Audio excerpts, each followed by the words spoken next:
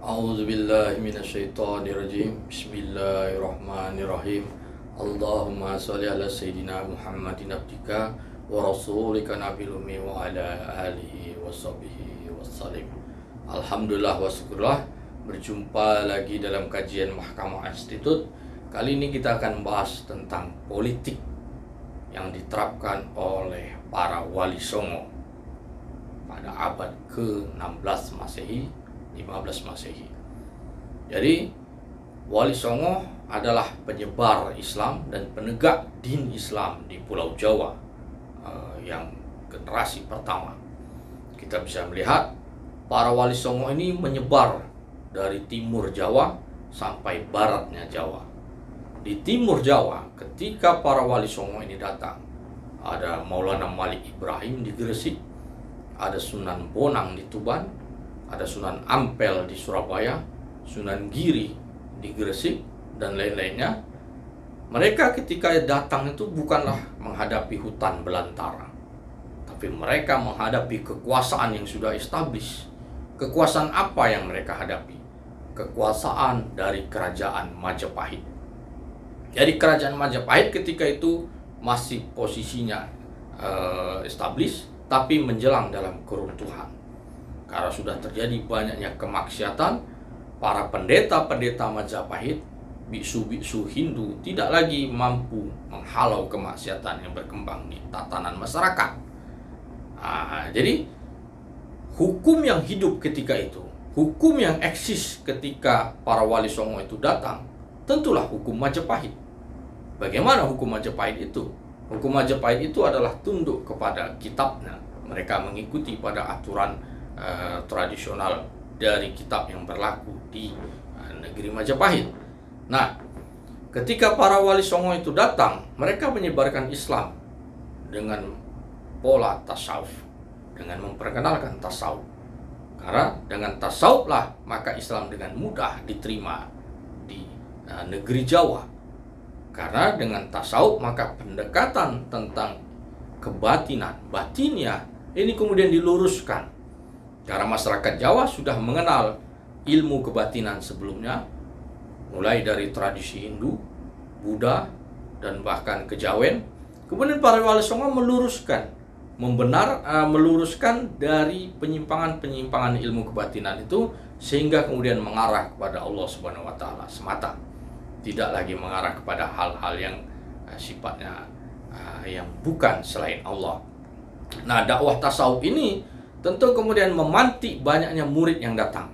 Sebagaimana Sunan Ampel dulu di Surabaya.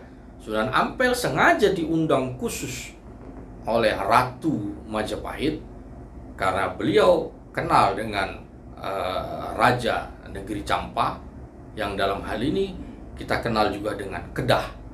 Jadi antara Kedah dengan Majapahit ini sudah sangat berteman akrab. Maka Ratu Majapahit mengundang Sunan Ampel untuk berdakwah atau berkunjung ke negeri Majapahit. Maka Sunan Ampel datang dan kemudian membentuk yang namanya Ampel Deta, Kampung Ampel. Nah, disitulah kemudian beliau mengajarkan Islam, berdakwah dengan Islam, mensyiarkan Islam tanpa mengganggu urusan kerajaan Majapahit. Tapi pertanyaannya, ketika beliau diundang secara khusus oleh Ratu Majapahit, mengapa Sunan Ampel tidak memilih menjadi penasehat Raja Majapahit? Karena secara tatanan kekuasaan beliau dimungkinkan sekali untuk duduk di istana kerajaan Majapahit. Tapi Sunan Ampel tidak memilih demikian. Malah dia memilih berada di wilayah pedesaan dan mengembangkan Islam dari wilayah kecil. Beliau tidak memilih untuk menjadi seorang pejabat istana. Yang kedua, Sunan Ampel tidak tunduk patuh kepada hukum Majapahit. Nah, ketika itu hukum yang berkembang dan memaksa, yang berlaku mengatur dan memaksa di wilayah seluruh kekuasaan Majapahit adalah hukumnya Majapahit. Tapi mereka menegakkan syariat dengan secara perlahan. Jadi dengan mengembangkan dakwah tasawuf, kemudian mereka juga mulai menegakkan syariat Islam. Nah, ini yang juga diterapkan oleh para wali-wali yang semuanya. Sunan Giri yang lebih sangat bisa kita lihat dengan kentara. Sunan Giri dengan muridnya yang sangat banyak, sampai yang kemudian membentuk yang namanya Giri Kedaton. Jadi Giri Kedaton ini adalah wilayah Islam awal yang sekelas amirat, maka disebut dengan kedatuan, kedaton. Jadi amirat adalah posisi dari strata ketatanegaraan Islam yang terkecil, dan ini diterapkan oleh Sunan Giri. Jadi Sunan Giri dengan para pengikutnya, dengan para murid-muridnya, dengan para jemaahnya membentuk pola pemerintahan Islam secara mandiri. Padahal Gresik masih dalam wilayah kekuasaan Majapahit, tapi itu bisa dilakukan oleh mereka. Karena dengan pola demikianlah Islam bisa diterapkan. Artinya Sunan Giri maupun Sunan Ampel maupun Sunan Bonang, mereka tidak serta-merta mengatakan bahwa hukum Majapahit ini berlaku sesuai dengan syariat.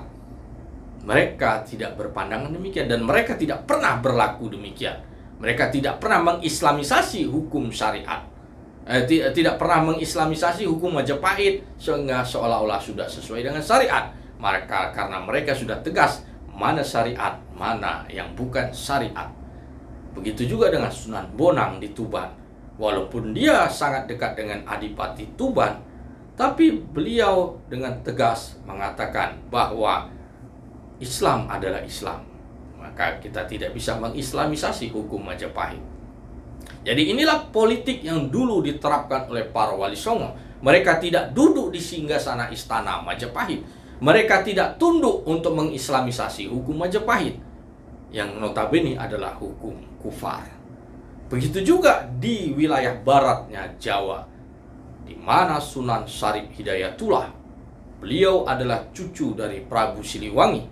Tapi beliau tidak menjadikan Prabu Siliwangi sebagai ulil amri minkum. Sunan Syarif Hidayatullah menjadikan wilayahnya Cirebon itu sebagai dakwah jalan awal untuk menegakkan din Islam. Dengan murid-muridnya, dengan dakwah tasawuf yang dia bawa, maka kemudian muncullah Cirebonan yang mulai perlahan-lahan menjadi amirat. Nah, inilah yang berlaku pada wilayah-wilayah penerapan Islam awal di negeri Jawa. Sampai kemudian para wali ini paham dan sadar bahwa Islam memerlukan seorang pemimpin yang kuat untuk menegakkan syariat dan melindungi syariat agar bisa ditegakkan. Tapi ketika Sunan Bonang datang, mereka di Tuban, mereka tidak menjadikan Raja Majapahit itu sebagai ulil amri minkum. Sunan Ampel di Surabaya tidak pernah menjadikan Raja Majapahit sebagai ulil amri minkum. Sunan Giri justru dengan tegaskan mengatakan bahwa mereka membentuk yang namanya amirat kecil, itu yang disebut dengan Giri Kedaton. Dan Sunan Syarif Hidayatullah tidak pernah menganggap Prabu Siliwangi itu sebagai ulil amri minkum, ataupun mengadopsi hukum dari kerajaan Pajajaran itu dianggap sudah sesuai dengan syariat. Tapi mereka kemudian membangun yang namanya kesultanan sebagai tonggak awal tegaknya din Islam di tanah Jawa. Itulah Kesultanan Demak. Jadi Kesultanan Demak ini adalah koalisi para wali songo untuk memulai titik awal tegaknya sultania di negeri Jawa. Jadi ketika Raden Patah menjadi muslim dan sudah berjuang untuk menegakkan din Islam, maka dia diangkat oleh para wali songo untuk menjadi sultan pertama di negeri Jawa. Maka Sultan Demak inilah wujud sultania awal. Wujud kekuasaan Islam berada pada proses penyatuan secara independen antara syariat dan hakikat. Jadi Kesultanan Demak itu adalah jalan politik Islam yang sudah diterapkan oleh para wali songo, yang sudah ditunjukkan oleh para wali songo. Jadi dari sini kita bisa melihat bahwa proses pengangkatan seorang sultan itu adalah melalui salah satu jalannya adalah dengan pengangkatan oleh Ahlul Ali wal Ads. Jadi siapa Ahlul Ali wal Ads dalam kisah Kesultanan Demak? Itulah para wali songo. Wali songo lah yang menyumbangkan tiang-tiang masjid Kesultanan Demak itu dan mereka mendapuk Raden Patah sebagai seorang sultan. Nah, inilah politik Islam yang sudah dicontohkan dengan apik oleh para wali songo. Jadi mereka tidak mengislamisasi hukum Majapahit dan mereka tidak mengislamisasi hukum Pajajaran, tapi mereka menegakkan kesultanan. Nah, dari Demaklah maka cikal bakal Islam mulai tersebar kuat. Kemudian muncullah kerajaan Pajang, muncullah Kesultanan Mataram yang sangat agung, sehingga kemudian Islam menyebar lebar di Pulau Jawa. Sehingga kemudian pada era Kesultanan Mataram, kejayaan Islam bisa kita lihat, kebesaran Islam bisa kita lihat. Nah, jadi para wali songo inilah sudah meletakkan pondasi bagaimana penerapan politik Islam dijalankan.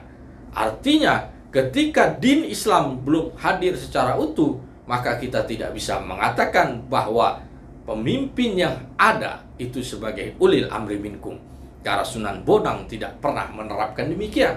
Sunan Ampel tidak pernah mengajarkan demikian. Sunan Kalijaga tidak pernah menerapkan demikian, walaupun mereka adalah trah dari kerajaan Majapahit. Mereka tidak menganggap bahwa pemimpin yang bukan Islam atau pemimpin yang tidak menegakkan syariat Islam itu dianggap sebagai ulil amri minkum. Demikian pula di baratnya Pulau Jawa. Di baratnya Jawa, Sunan Syarif Hidayatullah telah menetapkan dan menerapkan bagaimana amal praktek din Islam itu bisa terjadi dan bisa agung hanya dengan kita menghadirkan yang hak, maka yang batil musnah. Jadi inilah jalan politik Wali Songo yang sudah diwariskan sangat terang benderang untuk kita bisa kembali terapkan. Artinya Islam hadir dari titik kecil kemudian membesar, sebagaimana teori peradaban yang sudah digariskan oleh Ibnu Khaldun. Ibnu Khaldun mengatakan peradaban itu bak organisme, mulai dari lahir, bayi, kemudian dewasa, besar, tua, dan mati. Jadi pola siklus peradaban Majapahit yang kemudian mulai dari awal, dari lahir, kemudian besar, kemudian mati, maka digantikanlah oleh peradaban Islam di Pulau Jawa. Demikian juga dengan kerajaan Pajajaran, kemudian mati digantikan oleh munculnya Islam. Tapi kemunculan Islam itu dimulai dari titik awal, dimulai dari amirat kecil, strata terendah dalam ketatanegaraan Islam, kemudian muncullah kesultanan, sampai kemudian muncullah sebuah kesultanan besar, kerajaan Mataram. Jadi inilah menunjukkan bahwa politik Islam demikianlah dijalankannya. Politik Islam tidak mengenal yang namanya nation, sebagaimana yang baru muncul pada era pasca revolusi Prancis. Jadi dari sini kita bisa melihat bahwa pengangkatan seorang sultan, sebagaimana juga sudah digambarkan oleh Raja Ali Haji dalam kitabnya Samarat Al-Muhimah, ini ada beberapa pola. Pertama adalah pola turun-temurun, sebagaimana juga berlaku dulu di zaman Utsmaniyah, Kesultanan Mataram, dan kesultanan-kesultanan di Nusantara. Kemudian ada pola pengangkatan oleh Ahlul Ali wal Ads, sebagaimana diterapkan oleh para wali songo ketika mengangkat Raden Patah sebagai seorang sultan. Nah, tentu bukan sembarangan untuk siapa yang mengangkat dan diangkat sebagai seorang sultan. Yang berhak itu adalah para wali songo yang memiliki kemampuan dan keilmuan yang sangat mumpuni. Dan mereka adalah kaum yang khusus bil khusus, yang sudah sangat tinggi mahkomnya dan sangat tinggi girohnya dalam penerapan pemahaman tentang din Islam. Nah, inilah yang kita rindukan, agar para ulama kembali bersatu, para ulama memahami fenomena dari modernisme hari ini, sehingga kita bisa menerapkan kembali syariat. Nah, dengan hadirnya seorang sultan, dengan hadirnya seorang seorang amir, maka kita bisa menegakkan rukun zakat dengan benar. Karena penarikan zakat hanya bisa dan berwenang ketika munculnya seorang amir, pemimpin kaum muslimin, sebagaimana digariskan dalam surat At-Taubah 103. Bismillahirrahmanirrahim. Khudz min amwalihim sadaqatan, tariklah zakat. Jadi penarikan zakat itu adalah perintah yang ditugaskan langsung kepada ulil amri minkum. Jadi para wali songo sudah menegakkan itu dengan dengan baik dan benar sehingga bisa menjadi bahan percontohan bagi kita pada era hari ini. Ketika Islam tidak hadir, maka tugas kita adalah menghadirkannya. Bukan kita mengislamisasi hukum kufar, kemudian kita anggap ini sudah sesuai dengan Islam, atau kita cocok-cocokkan sehingga sesuai dengan Islam. Wali Songo tidak pernah menjalankan demikian dan tidak pernah mencontohkan demikian. Tapi kita harus hadirkan yang hak, maka yang batil akan musnah, sebagaimana dalam surat At-Taubah 103. Jadi cara menghadirkan yang hak adalah kita memulai dari titik terkecil, berjemaah sebagaimana dulu Sunan Ampel dengan jemaahnya, Sunan Bonang dengan jemaahnya, Sunan Giri dengan jemaahnya, Maulana Malik Ibrahim sampai Sunan Gunung Jati dengan jemaahnya, dan mereka kemudian bersatu padu untuk menegakkan syariat yang kemudian menjadi cikal bakal tegaknya din Islam secara kafah di Pulau Jawa. Inilah jalan politik Islam yang sudah dicontohkan oleh para wali songo, yang mudah-mudahan menjadi ikhtibar dan pelajaran besar bagi kita semua untuk kita bisa mengembalikan din Islam agar kembali kepada kejayaannya. Demikian, wabillahi taufiq wal hidayah.